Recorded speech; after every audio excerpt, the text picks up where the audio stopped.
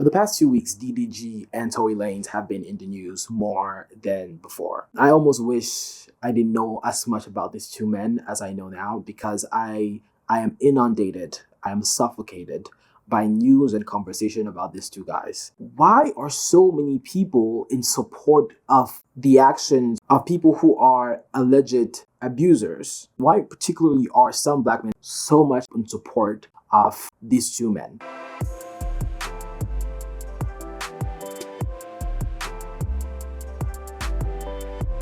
I really try to think about this from the most empathetic lens I could possibly think of, because I've always found the attitudes and the comportments of those two men to be quite disturbing for me. Okay.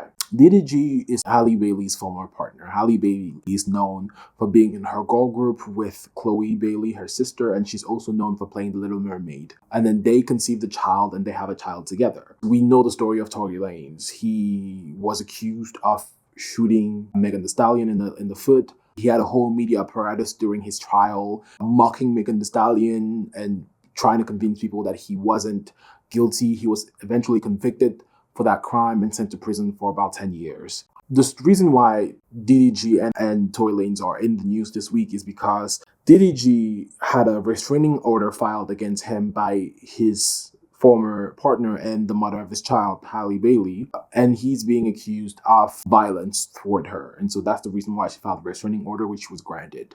So last week, Tory Lanez was also allegedly stabbed 14 times in prison. And while that event was unfolding, Tory Lanez's legal team decided to file some motion to try to bring in new evidence that could show that Tory Lanez is actually not guilty. And apparently, allegedly, I've heard that the new evidence is some interview from some driver who claims he saw someone else shoot Megan Thee Stallion.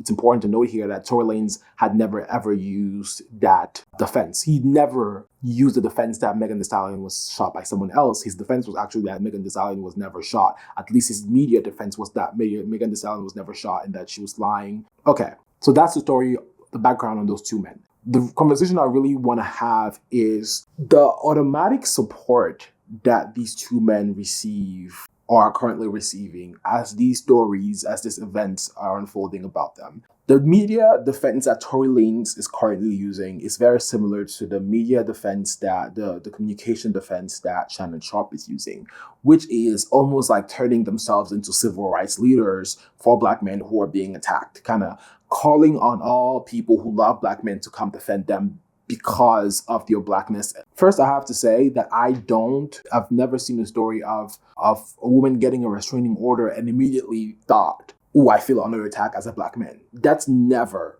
been my connection to the story. I've never seen a story of abuse and immediately connected that to me being a black man. I think what I'm trying to say there is, I question why some people immediately identify themselves with alleged abusers, because I don't.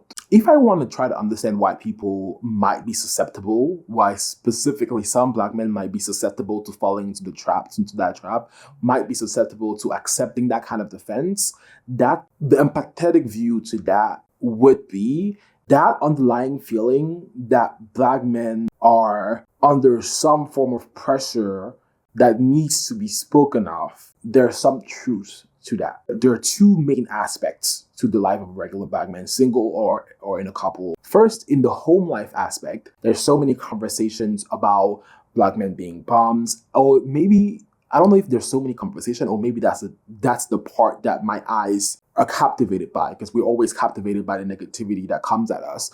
And so I see a lot of conversation about like dating life, like the gender wars conversation about black men being bum, black women saying this is why I want to date white men. This is why I should open myself to interracial dating. There's some form of pressure there that like a black man can download, that a black man can get captivated by. The corporate life, there's the racism and the microaggression that black people go through in the workforce. But there are also, I believe there are also some challenges that are peculiar to black men, right? There is the desire as a black man in the corporate life, in the corporate space, there is a desire for people to see you in that hyper masculine like lens of the athlete, the rapper, the musician, the R&B singer, the athlete. So there's that expectation that you kind of have that performance of black maleness in the corporate space, but also you can get punished for that performance of black maleness by people calling it unprofessional or people calling it violent if you're performing that hypermasculinity. And so there's that level of intense pressure, at least that I feel, as a black man in the corporate space. And so the reality is, both on the personal end, household, romantic lens, and also on the workforce corporate lens, right? The third element of it is there is a feeling of the pressures that you feel being not discussed enough or not being heard enough. That there's more discourse about the pain of the black woman, the experiences of black women than the experiences of black men. And something that I usually say is that the only thing worse than feeling oppressed is being oppressed and not having the words to communicate it or not being given the space to communicate it. It's almost like you feel that pressure and then the fact that it's not spoken of feels like you're being suffocated. Okay, I'm saying all that to say that there is some underlying truth. There's potentially some underlying emotional truth to the idea that some black men feel like they are under attack. The issue I find with the way people are expressing it is you're identifying the wrong cause for that attack.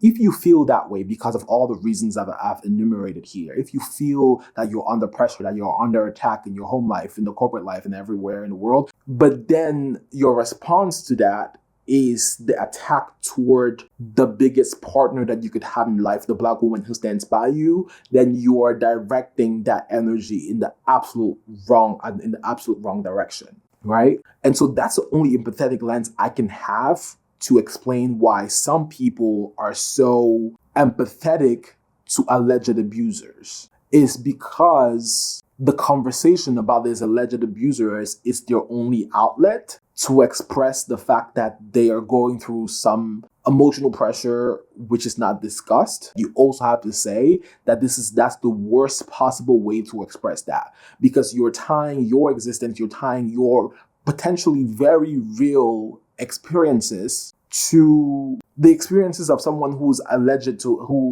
accused of being violent toward women. This is actually not doing us a favor because it's not really addressing the fundamental truthful reasons why some black men, why perhaps most black men, feel under an enormous amount of pressure that is not being spoken of, at least in the mainstream spaces. Because I'm not going to go listen to some incel podcast. Those people who are woefully unequipped and woefully ignorant are the only people having this conversation.